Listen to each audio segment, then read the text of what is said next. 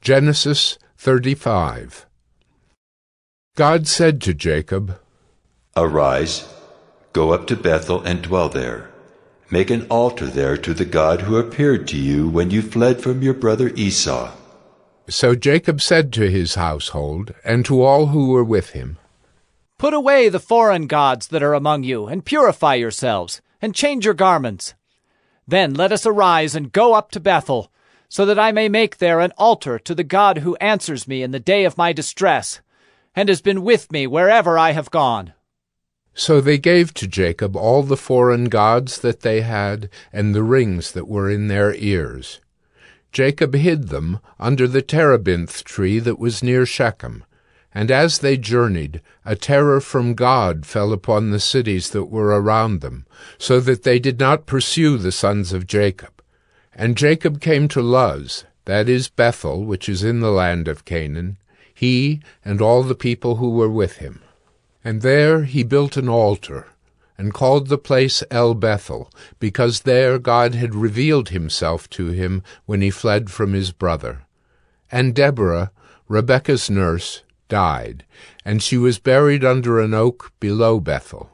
So he called its name Allon-Bacuth. God appeared to Jacob again when he came from Paddan Aram, and blessed him. And God said to him, Your name is Jacob. No longer shall your name be called Jacob, but Israel shall be your name. So he called his name Israel. And God said to him, I am God Almighty. Be fruitful and multiply. A nation and a company of nations shall come from you, and kings shall come from your own body. The land that I gave to Abraham and Isaac I will give to you, and I will give the land to your offspring after you. Then God went up from him in the place where he had spoken with him. And Jacob set up a pillar in the place where he had spoken with him, a pillar of stone.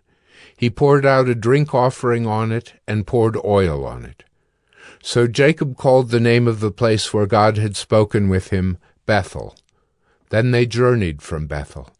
When they were still some distance from Ephrath, Rachel went into labor, and she had hard labor. And when her labor was at its hardest, the midwife said to her, Do not fear, for you have another son. And as her soul was departing, for she was dying, she called his name Ben-Oni, but his father called him Benjamin. So Rachel died, and she was buried on the way to Ephrath, that is, Bethlehem. And Jacob set up a pillar over her tomb. It is the pillar of Rachel's tomb, which is there to this day. Israel journeyed on, and pitched his tent beyond the tower of Eder. While Israel lived in that land, Reuben went and lay with Bilhah, his father's concubine. And Israel heard of it. Now the sons of Jacob were 12, the sons of Leah, Reuben, Jacob's firstborn, Simeon, Levi, Judah, Issachar, and Zebulun. The sons of Rachel, Joseph and Benjamin. The sons of Bilhah, Rachel's servant, Dan and Naphtali. The sons of Zilpah, Leah's servant, Gad and Asher.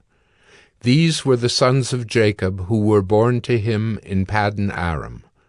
And Jacob came to his father Isaac at Mamre, or Kiriath Arba, that is, Hebron, where Abraham and Isaac had sojourned. Now the days of Isaac were 180 years, and Isaac breathed his last, and he died and was gathered to his people, old and full of days.